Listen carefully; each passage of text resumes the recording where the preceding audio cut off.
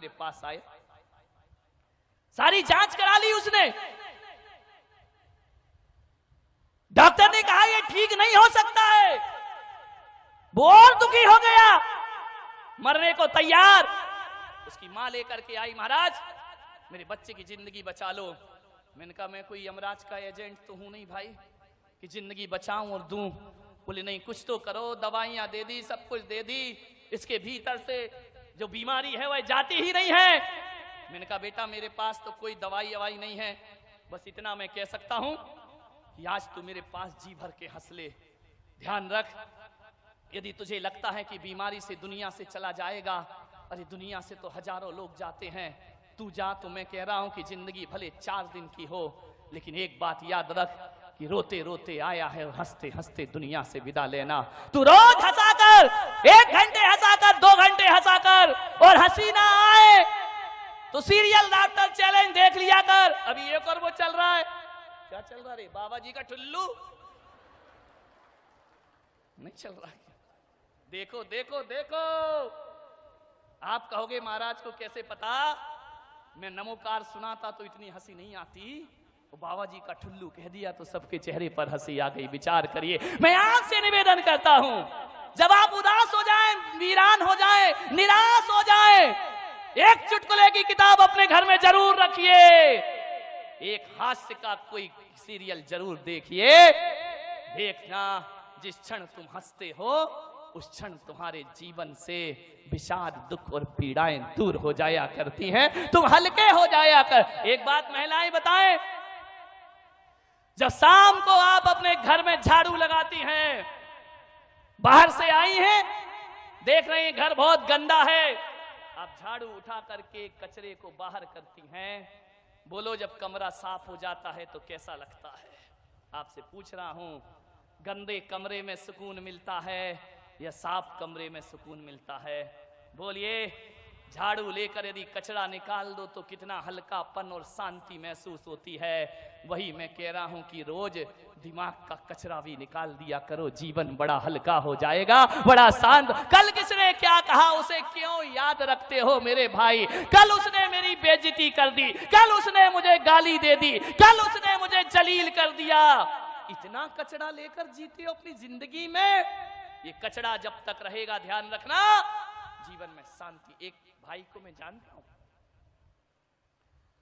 अपने भाई से बोलता नहीं, बरसों बीत गए, आना जाना बंद हो गया, रोटी बेटी व्यवहार में भी बंद हो गया। दुश्मन की गली में पैर रखना कबूल था, लेकिन भाई की गली पे जाना भी बंद हो गया। एक दिन मुझसे मिला, महावीर जयंती का कार्यक्रम, मैंने छोटे भाई से कहा कि तू मेरे साथ जुलूस में चलना। बोले चलूंगा तो, लेकिन मुझे माफ करना महाराज, जहां मेरे बड़े भाई का घर आएगा वहां से मैं कट के दूसरे चौराहे से आपको आगे मिल जाऊंगा। मैंने कहा तू जैन है? बोले हाँ महाराज। मैंने कहा जय हो अहिंसा परमो धर्म। मैंने कहा एक काम कर, चल मेरे साथ। बोले महाराज आपके साथ तो मैं कहीं भी चल सकता हूं। तो मैंने कहा बस तू मेरे साथ जुलूस में चल, बस इतना बता देना कि तेरे भाई का घर कौन सा है, क्योंकि मुझे एड्रेस नहीं मालूम। बोले मैं इशारा कर दूंगा और चला जाऊंगा। मैंने कहा ठीक बात है। जैसे ही आया, बोले महाराज ये जो पीला वाला घर दिख रहा है ना, यही मेरे भाई का है, अब मैं चलता हूं, अगले चौराहे पे मिलूंगा। मैंने हाथ पकड़ा, कहां जाता है? बोले क्या मतलब महाराज? मैंने उसका हाथ पकड़ा, मैंने कहा चल मेरे साथ। उसका हाथ पकड़ के, दरवाजे खुले थे, सर धड़ धड़ धड़ धड़ सीढ़ी चढ़ा, वो हाथ पीछे खींच रहा, महाराज ऐसा मत करो, मेरा अपमान मत कराओ। मैंने कहा तू मेरे साथ चल बस एक बार। जैसे ही उसे लेकर के गया, उस भाई से मैंने कहा कि नीचे श्री जी खड़े हुए हैं, रथ खड़ा है भगवान का। बोली संत तेरे घर पे आया है, मुझे बुलाने के लिए लोग लाखों मन्नतें करते हैं, लेकिन जहां कहीं भी खुशियां बांटना हो तो पुलक सागर बिना बुलाए भी चलने को तैयार हो जाया करता है, चल मेरे साथ। उसने देखा कि महाराज आप पधारे, आरती का थाल लाया। मैंने कहा आरती मेरी नहीं, आरती इस भाई की उतार जिसे मैं पकड़ के लाया हूं। बोले महाराज आप ये क्या कर रहे हैं? मैंने कहा एक बात बता, तुम दोनों आपस में बोलते क्यों नहीं हो? छोटे भाई ने कहा, महाराज इसने 5 साल पहले भरी समाज में मेरी वो बेइज्जती की थी, उसे मैं आज तक नहीं भूला हूं, वो जिंदगी नहीं भूल सकता हूं।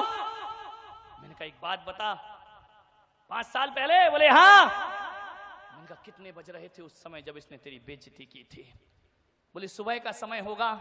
मैंने कहा होगा नहीं, परफेक्ट समय बता। बोले वो तो मुझे याद नहीं। मैंने कहा तारीख कौन सी थी?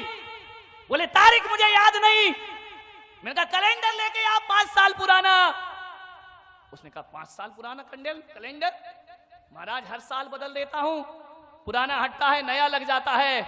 अरे मैंने कहा नादान, 5 साल पुराना कैलेंडर बदल सकता है, 5 साल पुरानी तारीख भूल सकता है, क्या भाई की 2 बात नहीं भूल सकता है? जिंदगी भर की दुश्मनी किस लिए लेकर के जीता है? क्या भाई की औकात उस कैलेंडर से भी बदतर औकात है? विचार करिए। तारीख भूल जाओगे, समय भूल जाओगे, कैलेंडर भूल जाओगे, लेकिन एक सड़ी सी बात नहीं भूल सकते हो। उसकी आंखों में आंसू आ गए। बड़े भाई ने कहा महाराज ये आपने क्या कर दिया? छोटा भाई चरणों में गिर गया। बड़े ने उसे अपनी बाहों में समेट लिया। मैंने कहा ध्यान रखना, एक छोटी सी बात जिंदगी को नरक बना रही थी, भूल जाइए। कल किसी ने कुछ कहा, अरे कह दिया होगा, क्या दिक्कत है? कोई तुम लखनऊ के नवाब हो क्या कि तुमको कोई कुछ नहीं कह सकता है? तुम सबको सब कुछ कह सकते हो। नहीं मेरे भाई, यहां हर किसी का एक बाप मौजूद है इस धरती पर, ध्यान रखना। इतने बड़े नहीं हुए हो, अपनी बुलंदियों पर इतना नाज मत करो। हमने तो आसमान से सितारों को गिरते देखा है। ध्यान रखिए, किस बात की बेमनस्यताएं, फिजूल के झगड़े। विचार करिए आप, छोटी छोटी बातों को लेकर अवसाद है, तनाव है। छोड़िए इन बातों को। बहू ने कुछ कह दिया, अरे भूल जाओ ना भाई। सासू ने कुछ कह दिया, भूल जाओ। एक अम्मा आई, बोले महाराज मेरी याददाश्त कमजोर हो रही है। मैंने कहा घर सुखी होने वाला है। बोले क्या मतलब? मैंने कहा बस और कमजोर हो। बोले बढ़ जाए आशीर्वाद दो। मैंने कहा मिट जाए आशीर्वाद ले। बोले क्या मतलब? मैंने कहा इतनी कमजोर तेरी याददाश्त हो जाना चाहिए। घंटे भर पहले बहू ने क्या कहा ये भी तू भूल जाएगी। उसी दिन तेरा घर मंदिर बनने में ज्यादा देर